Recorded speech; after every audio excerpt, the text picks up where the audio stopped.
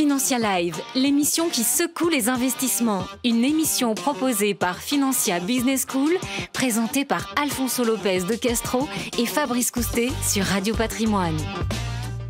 Bonjour, bienvenue à tous, bienvenue dans ce nouveau numéro de Financia Live. Je suis ravi comme d'habitude d'accueillir Alfonso Lopez de Castro sur le plateau. Bonjour Alfonso. Bonjour Fabrice. Comment ça va ? Très bien. Président de Financia Business School, directeur du corporate financière d'Uzès, et ça tombe bien puisque notre invité, ce n'est autre que votre PDG, président directeur général de la financière d'Uzès, Dominique Goiran. Bonjour Dominique. Bonjour, bonjour. Est-ce que vous pouvez nous présenter votre PDG, Alfonso ? Oui, alors on se connaît depuis un petit moment, puisque moi j'ai 20 ans à la financière d'Uzès, j'espère encore de nombreuses années. Ça va dépendre de l'émission, apparemment. Voilà. Et donc la financière d'Uzès, c'est une société d'investissement. Je ne rentrerai pas plus dans le détail, parce que Dominique va nous la présenter mieux que nous, mais on peut dire une boutique familiale, entre autres, ce qu'on appelle un peu dans le jargon, même si on dépasse le milliard, je dirais, de conservation. Donc voilà, et donc c'est une entreprise pas très loin d'ici, d'ailleurs, vraiment avec un historique fort, entre autres, sur la bourse et Euronext, vraiment une société de titres, les titres rares, voilà, un petit peu à l'ancienne. Alors c'est vrai que dans ce monde technologique avec Internet, la distance et autres, beaucoup de sociétés ont pris d'autres caps. La financière d'Uzès l'a conservé. Et aujourd'hui, finalement, elle a un positionnement assez unique. Voilà. Mais je ne vais pas en dire davantage. Je vais plutôt laisser la parole à Dominique Goiran. Alors, Dominique Goiran, merci de venir sur ce Financia Live. Financière d'Uzès, quand on va sur le site Internet, on voit la bourse par conviction. C'est vrai qu'il n'y en a plus beaucoup des sociétés comme ça, indépendantes, vraiment sur les titres rares, sur la bourse, comme disait Alfonso. Écoutez, oui, on n'est pas très nombreux, il ne faut pas être le dernier des Mohicans, mais effectivement, des anciens agents de change qui sont restés vraiment sur le marché, proches des clients qu'ils gèrent, mais aussi proches des émetteurs, on n'est pas très nombreux, mais c'est, comme vous le soulignez, une conviction très forte. Alors justement, les métiers principaux de la financière d'Uzès, à qui vous vous adressez aujourd'hui, quels sont vos clients, qu'est-ce que vous leur proposez ?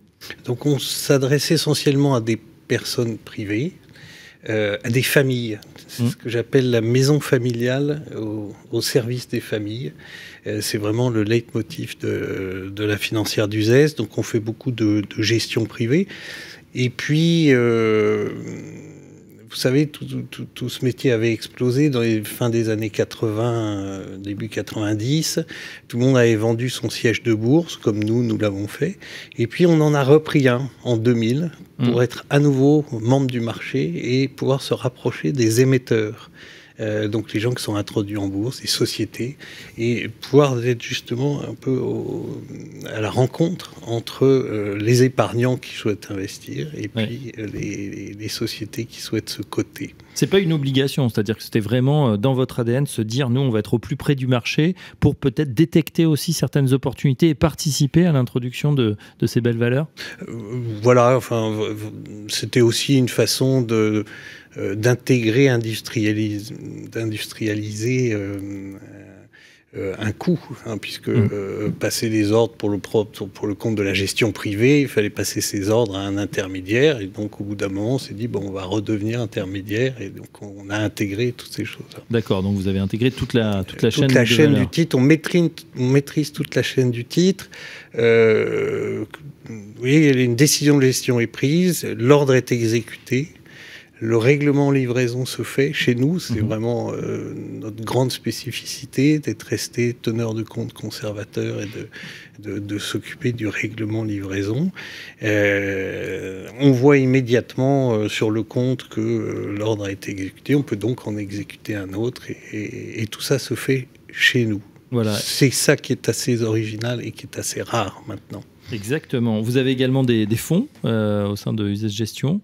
Voilà, on a une filiale à 100%, Uzès Gestion, qui gère une quinzaine de fonds, des fonds généralistes, des fonds thématiques, des fonds obligataires, monétaires, enfin un peu toute la panoplie qu'il faut avoir. On a fait récemment une émission sur les introductions en bourse. C'est quelque chose que vous suivez aussi attentivement? Bien évidemment. Bien évidemment, et je crois qu'Alfonso est le premier le mieux placé à la financière d'Uzès pour s'occuper de ces introductions. Alors c'est vrai qu'on suit les introductions pour les clients de la financière d'Uzès, hein. Ça c'est un premier aspect.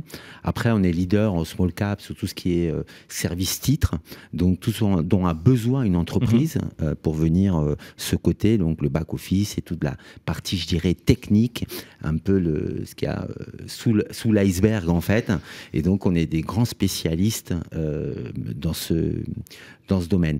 Moi j'avais une question pour Dominique. Comment vous êtes arrivé à la présidence? Quelles études vous avez faites, hein, entre autres, pour avoir cette formation finalement assez généraliste, parce que la bourse est quand même très large. Et si vous pouvez dire un petit mot de l'histoire historique, on parle d'entreprise familiale pour les familles. Et donc c'est vrai que souvent la longévité est un gage de qualité, entre autres, en tout cas rassure énormément dans ce monde qui bouge. Si vous pouvez nous dire un petit mot sur votre parcours à vous personnel et de la financière d'Uzès. Alors, mon parcours personnel, alors effectivement, je fais des études, mais surtout, je suis tombé dans la bourse quand j'étais petit, puisque mon père était agent de change, j'avais cette chance-là, et il nous a toujours beaucoup parlé, hein, mon frère et à moi, de ce qu'il faisait, du marché, des titres. Je me rappelle, j'étais en 3e quand j'ai eu mon premier portefeuille boursier, et j'étais très fier de suivre mes actions dans le journal. Vous vous souvenez de vos actions? Absolument, c'était Comptoir Moderne, Elf Gabon et la De Beers. Je m'en souviendrai toute ma vie. Ah bah oui, ça c'est sûr. Bon, est-ce que vous avez gagné un peu d'argent Mais j'ai gagné un peu d'argent. Alors, vous avez le droit de le dépenser parce que oui, justement, un jour, j'ai eu le droit de le vendre pour m'acheter une chaîne IFI. Vous voyez, comme c'était quand même la grande réalisation de ma jeunesse. Et donc voilà. Et puis après, j'ai fait des études de droit, une maîtrise de droit des affaires, et puis ensuite une université américaine. Et puis à la suite de cette université, j'ai émis l'idée éventuellement de rentrer à la financière d'Uzès. Et là, mon père m'a envoyé immédiatement à Lyon pour me battre, pour récupérer des clients, parce qu'il y avait une petite clientèle là qui cherchait à s'en aller. Donc voilà, j'étais confronté tout de suite au problème commercial. Ah bah c'est bien, ça forge ça aussi. Tiens, il y a un petit aparté. Pourquoi ça s'appelle financière d'Uzès? Alors parce que c'est rue d'Uzès à Paris, dans le second juste à côté, où la charge est là depuis l'entre-deux-guerres. Ouais. C'était une tradition, hein. Je me souviens, il y avait beaucoup comme ça de sociétés qui avaient le nom de la rue tout simplement. Bon, on est justement ici dans les studios de Radio Patrimoine, juste à côté du Palais Brognard, qui était la bourse. Aujourd'hui, tout est informatisé. Vous avez donc vécu toutes ces transformations. Qu'est-ce qui vous a voilà, après une telle histoire, hein, de tout petit avoir ces titres, jusqu'à Internet qui est arrivé, qui a bousculé un peu les codes, à aujourd'hui de nouveaux investissements, voilà, crypto-monnaie arrivée. Qu'est-ce qui a le plus changé? Qu'est-ce qui vous a frappé? Le plus marquant, c'est la criée, c'est la disparition de la criée. C'est un endroit où se constituait la fixation des prix, parce que tout le monde se rassemblait au même moment, à la même heure, au même endroit. Tout le monde y était, et donc c'est là qu'on échangeait les achats et les ventes. Et c'est comme ça que se forgeait le prix des actions. Après, c'est donc l'abandon de ça. Moi, j'ai encore connu ça à Lyon quand je suis arrivé, mais c'était déjà fini dans les années 80. Ouais, dans les années 80. Puis après, il y a eu la grande dérégulation financière avec une explosion des volumes boursiers. Enfin, c'était assez incroyable. Il était grand temps que la technologie arrive, parce qu'on passait des heures à la bourse. Ouais. Bah oui, c'était encore des process très manuels. Pour autant, on a vu, hein, il y a eu une explosion effectivement de l'investissement chez les particuliers, et puis un tassement petit à petit, peut-être avec les crises successives, la bulle Internet, la crise des subprimes, la crise grecque, etc. On dirait que la participation s'est un peu étiolée. Ça repart, hein, bon an mal an, depuis 1 à 2 ans. On voit des nouveaux investisseurs qui arrivent. Qu'est-ce qu'il faudrait faire, à votre sens, Dominique Guaran, pour intéresser davantage les Français justement à l'investissement en direct sur les actions? Oui, on a vu avec le confinement, on est revenu sur les niveaux qu'on avait connus avant. Et écoutez, moi, je porte une idée avec l'ASF, qui est l'Association des sociétés financières, à laquelle j'adhère. Vous êtes le vice-président, voilà. Et on porte l'idée du PEA du nourrisson. Alors, et ça, c'est une idée. Si vous voulez, quand un enfant naît, on a l'habitude de lui ouvrir un livret de la caisse d'épargne. C'était vraiment le premier truc. Et nous, on voudrait vraiment offrir la possibilité aux parents, grands-parents, oncles, parrains, de donner en franchise de droit une certaine forme. Faut fixer un plafond annuel, mais on lui ouvre un PEA et donc il investit dès qu'il est enfant dans des actions et pas uniquement dans le livret A. C'est 18 ans aujourd'hui, le PEA. Voilà, le PEA jeune. Donc on veut supprimer le PEA jeune et au profit du PEA nourrisson. Et c'est une idée, à mon sens, indispensable pour l'éducation du public le plus large possible, à l'investissement dans les fonds propres des entreprises, finalement. D'autant, c'est vrai qu'on a aujourd'hui un livret A, ou livret de la caisse d'épargne, qui plafonne à 1% maximum, avec une inflation à 5%. Donc c'est un peu stérilisé, alors que vous aurez peut-être donné une action Michelin, L'Oréal ou LVMH, qui sait, bon, il y en a tant d'autres, celle du CAC, mais d'autres, ça serait peut-être plus intéressant, même pour connaître la mécanique. Qu'est-ce que vous en pensez de cette initiative ? Exactement, premièrement pour la culture financière. Ça, c'est vraiment très important, parce que M. Goiron se rappelle de ses premières actions. Donc, je pense que quand on en a... je pense que tout le monde se souvient de son premier investissement. Alfonso, c'était quoi pour vous ? Votre première action? Alors moi, c'était une société qui n'existe plus aujourd'hui, qui s'appelait, c'était le boom 2000, c'était Integra. Oui. Voilà, qui ne cessait de monter malgré les 1500 de performance. J'ai eu un peu de chance de vendre un peu tôt, mais pas si tard que ça finalement, puisque la société n'existe plus. Donc voilà, mais j'ai plein d'autres souvenirs, des Quant, d'Alcatel, des mouvements assez incroyables. Ce qui est important, c'est qu'il n'y a pas longtemps encore une nouvelle étude qui confirme que sur le long terme, la classe d'actifs des actions est celle, je dirais, la plus rentable. On a derrière les foncières immobilières, mais vu la bonne tenue ces derniers temps de l'immobilier, ça ne m'étonne pas. Mais c'est vrai que lorsqu'on est tout jeune, on vient de naître, on a un horizon d'investissement très long. Et donc, même si c'est une classe d'actifs qui peut être considérée, je dirais, risquée, puisqu'elle est volatile, mais sur le long terme, on annule un petit peu ce risque et on peut aller chercher de la performance, entre autres. Moi j'avais une question, parce que c'est vrai qu'on a la chance d'avoir une partie de l'histoire de la Bourse de Paris. Bon, elle est beaucoup plus large et ancienne, naturellement, mais en même temps, la financière, il y a beaucoup d'innovations. Je pensais à quelques années, entre autres, le fonds en bouteille de vin physique, voilà, et plus récemment des thématiques qu'on voit pas partout, un petit peu comme le fonds sport par exemple, hein. Est-ce que peut-être vous pouvez nous parler, parce que je sais qu'il y a beaucoup de fonds classiques qui sont connus, reconnus, souvent primés, je dirais, dans ces points-là, mais il y a de l'innovation aussi. Est-ce que vous pouvez nous dire un petit mot sur cette innovation? Oui, c'est intéressant, parce que je vais rebondir sur ce que vous disiez juste avant, et puis mais vous allez comprendre très bien. On a un fonds qui a été créé en 80. Aujourd'hui, il fait 1053%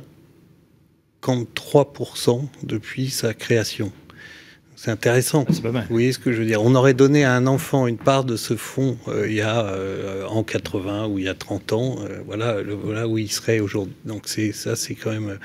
et ça, ce sont les fonds, donc c'est les fonds classiques, très fonds de portefeuille, avec une détention à très long terme, et c'est ça qu'il faut savoir faire. Et puis à côté de ça, à la Financière du Est, on est innovant, on a fait ce fonds sport, qui est un fonds vraiment thématique du sport, vous voyez, dans la perspective des Jeux Olympiques. Ouais. On a un partenariat avec la Fédération Handisport française, donc on reverse 10% des frais de gestion à la Fédération Handisport, et donc on sera comme ça... on accompagnera pendant les Jeux Olympiques les Jeux paralympiques. C'est une bonne idée, oui. Voilà, et donc on sait faire ce genre de choses. On sait Alfonso parlait de ces fonds en bouteilles de vin, Uzès Grand Cru, il n'y en a pas d'autres, quoi. C'est des choses qui sont très difficiles à obtenir et à faire valider par l'AMF, mais justement, une petite maison familiale continue à innover dans ce genre de choses. Ouais, c'est pas mal. En plus, ça rejoint l'investissement physique quelque part, avec des actifs réels. Justement, Dominique Marant, vous qui analysez, qui connaissez ce marché, donc depuis votre plus jeune âge, on l'a bien compris. Pour vous, qu'est-ce qui va être la prochaine innovation? On voit que la bourse a toujours été en avance. Elle s'est emparée, mais très tôt. Le télégraphe, toutes les innovations, ils se sont emparés extrêmement vite parce qu'il y a une course à la vitesse. On est maintenant sur des algorithmes, on entend des transactions qui se passent en millième de seconde. La prochaine innovation, pour vous, c'est quoi? Ce sont toutes les cryptos et le métavers. C'est évident que le marché, je ne sais pas si c'est le marché grand public, mais le public cherche ça. Donc les investisseurs fondamentaux vont aller Vous êtes positionné déjà? Non, on regarde, j'ai beaucoup étudié le statut de PSAN, prestataire de services d'actifs numériques, qui m'intéresse beaucoup. Certaines sociétés de gestion ont déjà franchi le pas. Une banque. Une banque, comme c'est de tout. Ouais. Voilà. Donc vous y réfléchissez. Donc les acteurs classiques n'ont pas franchi le pas et on est très observés. Enfin, nos envies sont observées par l'AMF. C'est intéressant parce que c'est vrai que souvent les courtiers traditionnels, le monde de la bourse, se regardent un petit peu ça en chien de faïence. C'est bien d'avoir un dirigeant comme ça qui se dit ouais, là c'est l'avenir, on pense qu'il y a quelque chose à faire là-dessus. Alfonso, on n'a plus à vous convaincre sur le sujet. Oui, c'est certain. On voit, et en toute transparence, pour une des sociétés qui ont fait le service titre, on a un portefeuille, la première société qui lance son ICO, entre autres les agences de papa. Et donc on nous accompagne aussi, on les conseille, puisque c'est des sujets qui sont nouveaux et des fois les cadres réglementaires sont pas encore là. Donc c'est pour ça qu'on observe aussi énormément. Moi j'avais une question, entre autres, on parlait entre autres de l'handicap, mais un point, je sais, qui tient à cœur, c'est entre autres tout ce qui est ISR et entre autres Green Finance, parce que, bon, là, c'est plus l'avenir, on est déjà plein dedans. Comment ça s'applique à la financière d'Uzès? La réglementation est là, donc déjà, on est vraiment obligé d'être sur ces sujets-là. La taxonomie existe, elle est d'origine européenne, elle s'impose à nous de plus en plus. Voilà. Nous, on a fait le choix de labelliser 3 fonds ESG et puis d'être en cours de labellisation de la société de gestion, d'avoir donc des actions en la matière et voilà, ensuite de ça, on fait très attention dans nos investissements à bien regarder ça. Moi, j'ai toujours le sujet, la tarte à la crème, c'est l'armement. Alors, on dit l'armement, il ne faut pas d'armement dans les portefeuilles.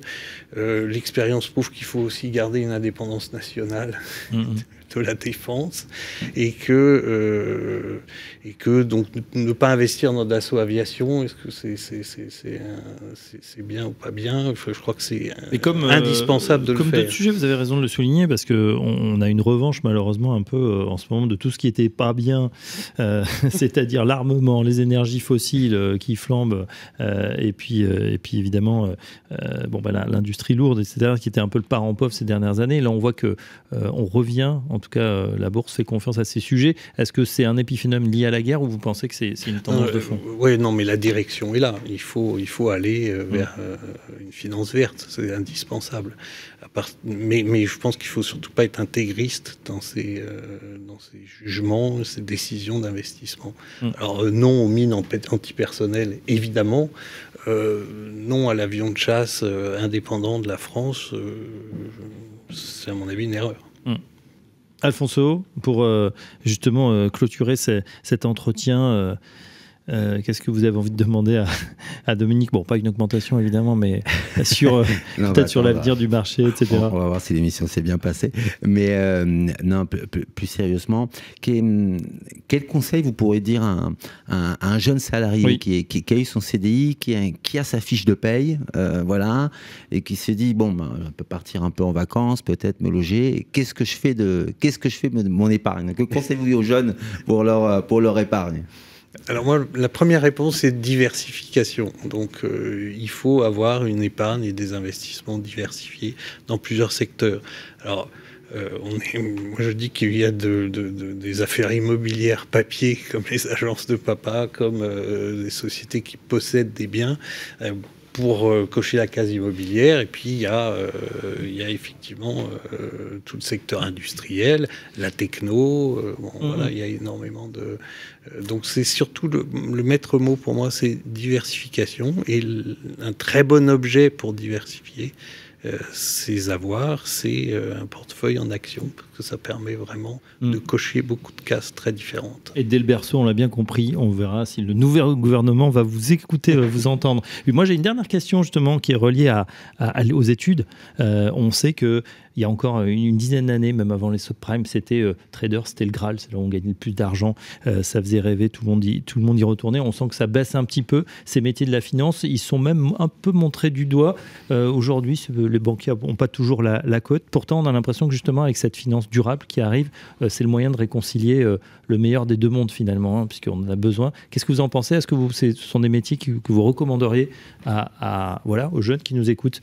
Oui, bien sûr. On a surtout reproché à la finance de détourner des générations entières d'ingénieurs, de les détourner de l'industrie ou de... Bon, voilà. Maintenant, ils sont retournés à la techno, donc ça va, ils sont dans leur rôle. Mais donc, non, il y a des places en finance, pas forcément le trader tel qu'on se l'imagine, face à des écrans, en étant très excité, l'adrénaline, tout ça. Non, mais il y a déjà toute la conformité, puis il y a l'analyse, et puis il y a l'aide à l'investissement. Toutes ces choses-là sont quand même très enthousiasmantes pour des jeunes. Donc moi, je suis pas très inquiet sur le fait que des jeunes de qualité, assez performants, rejoignent toujours la finance. Ça fait qu'en plus, cette notion de finance verte, on va essayer d'être des bons financiers. Eh ben oui, puis on le voit hein, chez vous, en tout cas chez Financia Business School, hein, des bataillons arrivent chaque année, motivés, hein, avec l'envie de faire ce métier, ou ces métiers plutôt. Alors exactement, c'est des métiers qui attirent parce qu'ils sont vraiment... je dirais, très variés. Il y a le contrôle de gestion, l'audit, les systèmes d'information qui sont vraiment très importants, la conformité qui a pris un rôle réellement déterminant, donc qui amène beaucoup de juristes, entre autres, dans nos métiers, et puis vraiment un sens qui s'était vraiment perdu. C'est vrai que je ne sais pas si ça avait du sens que certains traders soient payés des dizaines et des dizaines de millions. Bon, il y a bien quelqu'un qui paye, qui paye à la fin quand même cette facture. Et c'est souvent le client, le particulier, le contribuable, comme on a pu le constater. Je pense qu'on vient à une finance de plus long terme, effectivement, plus mesurée. En tout cas, c'est une demande du cadre réglementaire, mais aussi des jeunes qui sont là, et les entreprises s'adaptent, et la financière d'USES font partie même des pionniers, je dirais, sur ce point-là. Dominique Goirand, la financière d'USES est là pour durer, ça continuera encore des décennies. C'est comme ça que moi je l'entends, et j'ai reçu comme mission de la transmettre aux générations La succession est prête? Elle s'organise, oui. Très bien, et bon, on aura l'occasion, je pense, d'en reparler. En tout cas, un grand merci d'être passé par notre studio. Dominique Goirand, le PDG de la financière d'USES. Merci à vous. Je vous en prie. Merci. Alfonso Lopez de Castro. On se retrouve très prochainement pour un nouveau numéro de Financia Live. Financia Live, une émission proposée par Financia Business School, à retrouver sur le site et l'appli Radio Patrimoine et toutes les plateformes de streaming.